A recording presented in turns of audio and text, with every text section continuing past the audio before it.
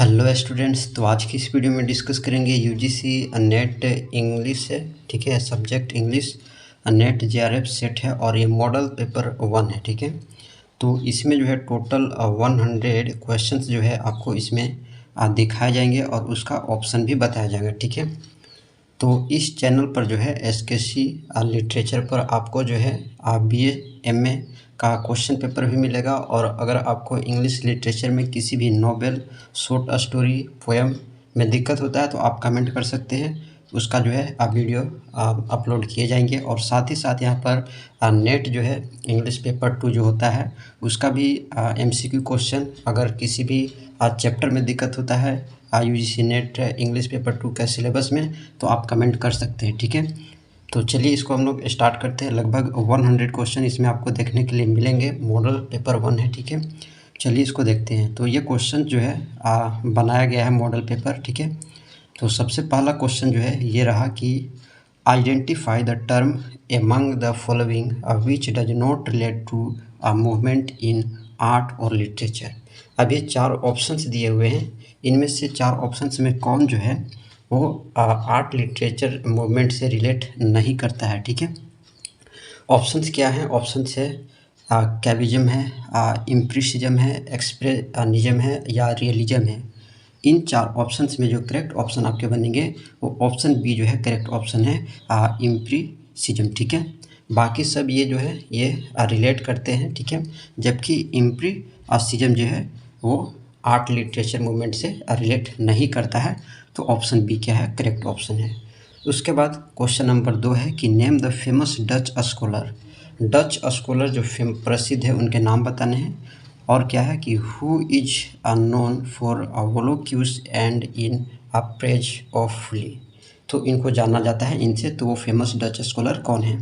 नाम है William Shakespeare, इरेस्मस है, जॉन मार्स्टन है या वोकेशियो है। ठीक है, तो इन 4 ऑप्शंस में जो करेक्ट ऑप्शन बनेंगे वो ऑप्शन बी जो है करेक्ट ऑप्शन है। ठीक है, तो ऑप्शन बी क्या है? सही है। उसके बाद क्वेश्चन नंबर 3 क्वेश्चन है कि which poem are written in the form of 8 syllabled. ठीक है, सिलेबल्ड पते होंगे, कपलेट्स भी आप जानते होंगे। ठीक है, नहीं पता है तो कमेंट करना। जो फॉर्म ऑफ पोएट्री होते हैं ये सब, उस सब को भी कभी डिस्कस कर देंगे। ठीक है, कंटेनिंग 30,000 लाइन्स। ठीक है, 30,000 line relates the history of the world as recorded in the Old and the New Testaments. ठीक है, और ये इनके रहे 4 ऑप्शंस।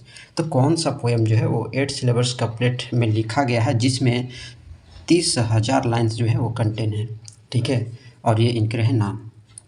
पहला है कर्सर मुंडी, सेकेंड ऑप्शन है the all and the Nightingale, third option है रोमन डी ट्रोई और फोर्थ ऑप्शन है लिब्रे डी क्रिएचर्स। तो वो इसका जो करेक्ट ऑप्शन बनेगा ना वो ऑप्शन कर्सर मुंडी जो है करेक्ट ऑप्शन बनेगा। इसमें जो है कंटेनिंग है 30,000 लाइन। ठीक है, तो इसको ध्यान में रखना। तो ऑप्शन बनेंगे कौन? तो ऑप्शन ए जो है सही है। ठीक है, उसके बाद क्वेश्चन नंबर 4 है कि what does it mean if women are called surplus और redundant in the Victorian era. ठीक है, और ये इनके रहे 4 ऑप्शंस को आप अच्छे से देख लो।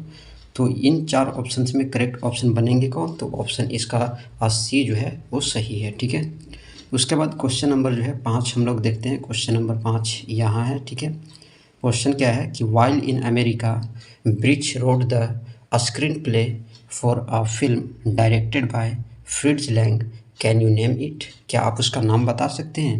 तो ये इन रहे 4 ऑप्शंस। तो इसका जो नाम है वो हैंगमैन ऑल्सो डाई है। ठीक है, तो ऑप्शन सी इसमें क्या बनेंगे? सही बनेंगे। ठीक है, उसके बाद क्वेश्चन नंबर 6 देखो कि who wrote a series of characters in 1614 which are witty and epigrammatic in form. ठीक है, तो ये 4 ऑप्शन है। इन 4 ऑप्शन में ऑप्शन सी जो है थॉमस ओवरब्यूरी करेक्ट ऑप्शन बनेगा। ठीक है, उसके बाद क्वेश्चन नंबर 7 देखो कि the romantic period in English literature begin in which year with publication of which work by William Wordsworth and Coleridge. ठीक है, और ये इनके रहे 4 ऑप्शन। इसका जो करेक्ट ऑप्शन बनेगा वो ऑप्शन सी जो है करेक्ट ऑप्शन है 1798 फ्रेंच रिवॉल्यूशन। ठीक है ना, तो इसको भी ध्यान में रखना। क्वेश्चन नंबर 8 देखो which phrase indicates the interior flow of thought employed in high modern literature। और ये इनके रहे 4 ऑप्शन। करेक्ट ऑप्शन इसमें जो बनेगा ऑप्शन सी जो है करेक्ट ऑप्शन है, अ स्ट्रीम ऑफ कॉन्शियसनेस। ठीक है, तो ऑप्शन सी क्या है, सही है। उसके बाद आप देखो question number 9, a man is not a bird, a man is not a bird to come and go with the spring time. ये स्टेटमेंट है, बताना है कि which character makes this statement in the play the death of the salesman. ठीक है, और इसमें ये रहे 4 ऑप्शन। ठीक है, तो कौन सा कैरेक्टर ये स्टेटमेंट को हम बताता है प्ले में, the death of a salesman में, और ये 4 कैरेक्टर्स के नाम रहे।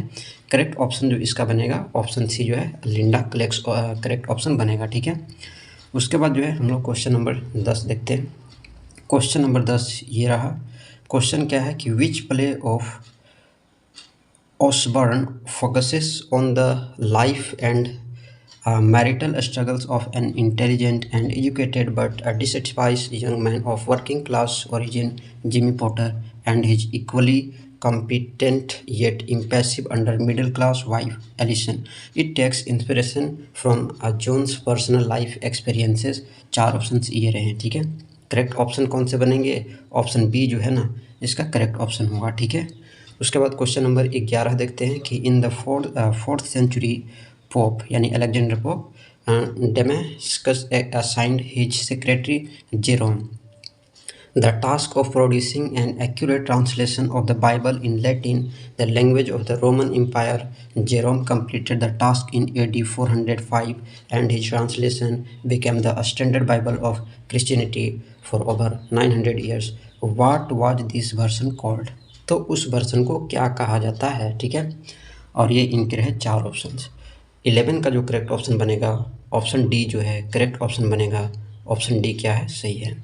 क्वेश्चन नंबर 12 देखो, और क्वेश्चन नंबर 12 है match the following Indian English poet. ठीक है, विथ देयर पोएटिक वर्क्स, और इनके कुछ पोएटिक्स वर्क हैं और इनको जो है मैचअप आपको करने हैं। ठीक है, तो इधर इंडियन इंग्लिश पोएट्स के नाम है और इनके जो है इधर पोएटिक वर्क्स हैं। ठीक है, तो रविंद्रनाथ टैगोर, ये गीतांजलि, ठीक है, सरोजिनी नायडू, और यहाँ पर कोड दिया हुआ है। ठीक है, और इस कोड के अनुसार जो है आपको ऑप्शन बताने हैं। ठीक है, कि कौन से ऑप्शन होंगे। देखो रविंद्रनाथ टैगोर का तो गीतांजलि है। ठीक है, जिसमें एक कलेक्शन ऑफ पोएम से है ना, बहुत सारे उसमें पोएम है, और ये तो पहला का ये होना चाहिए। ठीक है, तो फर्स्ट ए कौन कौन में है, तो फर्स्ट ए में है, तो ऑप्शन इसका बनता कौन है, तो ऑप्शन ए जो है करेक्ट ऑप्शन बनेगा। ठीक है, उसके बाद नेक्स्ट क्वेश्चन देखते हैं। Next question number 13, in Indo English poet once remarked at that disciplines, linguistics and anthropology, and his education give him his outer form, whereas his Indian origin first 30 years in India and knowledge of Canada and Tamil give him his inner form. Who said this? किसने यह कहा है। ठीक है, A.K. Ramanujan ने कहा है, कमला दास ने कहा है, गिफ पटेल ने कहा है, या राजा गोपाल पार्थसारथी ने कहा। ठीक है, इसके जो करेक्ट ऑप्शन बनेंगे ऑप्शन ए जो है A.K. रामानुजन करेक्ट ऑप्शन बनेंगे। ठीक है, इन्होंने बहुत सारे वर्क्स को जो है ट्रांसलेट किए हैं इंग्लिश में। ठीक है, अलग अलग लैंग्वेज से। ठीक है, तो बहुत बड़ा नाम है इनका, तो इसको ध्यान में रखना। उसके बाद क्वेश्चन नंबर 14 देखते हैं कि dash is associated with the phrase. अब यहाँ पर फ्रेज है एंड आई अ वुमेन, और ये इनके रहे 4 ऑप्शन। करेक्ट ऑप्शन जो है सी जो है ना करेक्ट ऑप्शन बनेगा। ठीक है, उसके बाद क्वेश्चन नंबर 15 देखो आप। क्वेश्चन नंबर 15 क्या है कि human beings and specially human beings as an integral part of a social organisation are regarded as primary subject matter of literature, और ये इनके रहे 4 ऑप्शन। करेक्ट ऑप्शन बनेंगे कौन, तो करेक्ट जो ऑप्शन बनेंगे ऑप्शन बी जो है करेक्ट ऑप्शन है, human are social beings are the nucleus of all literary exercise. ठीक है, अब से जो है क्वेश्चन नंबर 16 देखते हैं। ठीक है, क्वेश्चन नंबर 16 ये रहा कि On the Sublime is written in dash style, किस स्टाइल में लिखा गया है, ड्रामेटिक स्टाइल में है, कन्वर्सेशनल स्टाइल में है, पोएटिक स्टाइल में है, या प्रोज स्टाइल में है। तो ये जो ऑन द सब्लिम है इसको जो लिखा गया है ना वो कन्वर्सेशनल स्टाइल में लिखा गया है, तो ऑप्शन बी क्या है करेक्ट ऑप्शन है। ठीक है, ऑप्शन बी क्या है करेक्ट ऑप्शन है। उसके बाद क्वेश्चन नंबर 17 देखते हैं।